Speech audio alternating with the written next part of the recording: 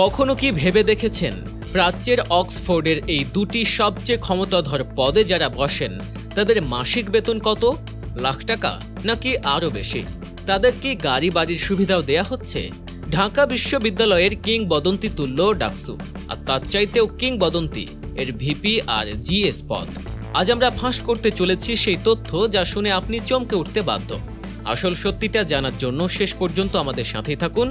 আর আপনি আমাদের চ্যানেলে নতুন হলে এখনই সাবস্ক্রাইব করুন গল্প নিউজকে।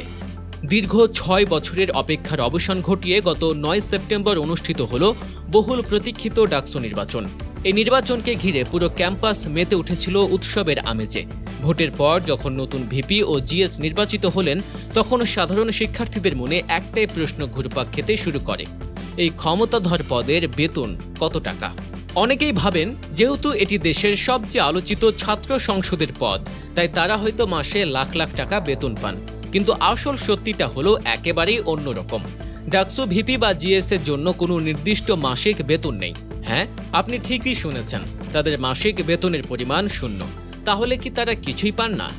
এখানেই গল্পের আসল মোড়। যদিও তাদের মাসিক বেতন নেই, কিন্তু তাদের দায়িত্ব পালনের সুবিধার জন্য বিশ্ববিদ্যালয় থেকে এককালীন একটি বিশাল অঙ্কের টাকা বরাদ্দ করা হয়, মোট 10 লক্ষ টাকা। এই টাকার অর্ধেক অর্থাৎ 5 লক্ষ টাকা পান ভিপি এবং বাকি 5 লক্ষ টাকা পান জিএস। তবে এই টাকা তারা ব্যক্তিগত কাজে ব্যবহার করতে পারেন না।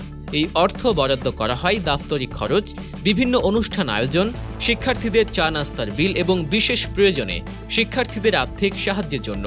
এরকমই সব অজানা তথ্যের গভীরে যেতে চাইলে এখনই আমাদের চ্যানেল গল্প নিউজ সাবস্ক্রাইব করে রাখুন, কারণ আসল তথ্য এখনো বাকি। তাহলে ডাকসু ভিপি জিএস হওয়ার আসল আকর্ষণটা কোথায়?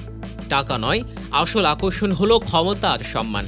ডাকসুর ভিপি ও জিএস পদাধিকার বলে বিশ্ববিদ্যালয়ের সর্বোচ্চ নীতি নির্ধারণী ফোরাম অর্থাৎ সিনেট ও সিন্ডিকেটের সদস্য হন। ভেবে দেখুন, যেখানে বসে বিশ্ববিদ্যালয়ের বাজেট, উন্নয়ন পরিকল্পনা, এমনকি শিক্ষক কর্মকর্তা নিয়োগের মতো গুরুত্বপূর্ণ সিদ্ধান্ত নেওয়া হয়, সেখানে সরাসরি অংশ নেওয়ার সুযোগ পান তারা। হাজার হাজার শিক্ষার্থীর অধিকার এবং দাবি দাওয়া নিয়ে তারা সরাসরি সর্বোচ্চ কর্তৃপক্ষের সঙ্গে কথা বলতে পারেন। এটাই তাদের সবচেয়ে বড় শক্তি।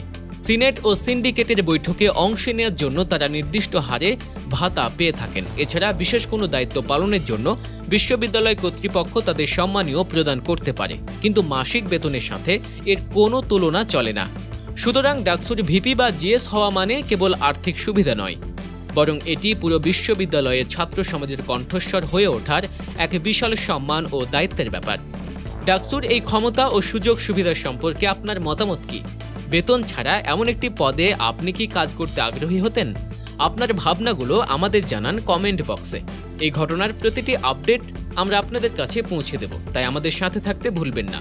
ভিডিওটি ভালো লাগলে লাইক ও শেয়ার করুন এবং সত্যের সন্ধানে গল্প নিউজ চ্যানেলটিকে সাবস্ক্রাইব করে পাশে থাকা বেল আইকনটি অবশ্যই প্রেস করে দেবেন। দেখা হবে পরের ভিডিওতে নতুন কোনো রহস্যের সন্ধানে।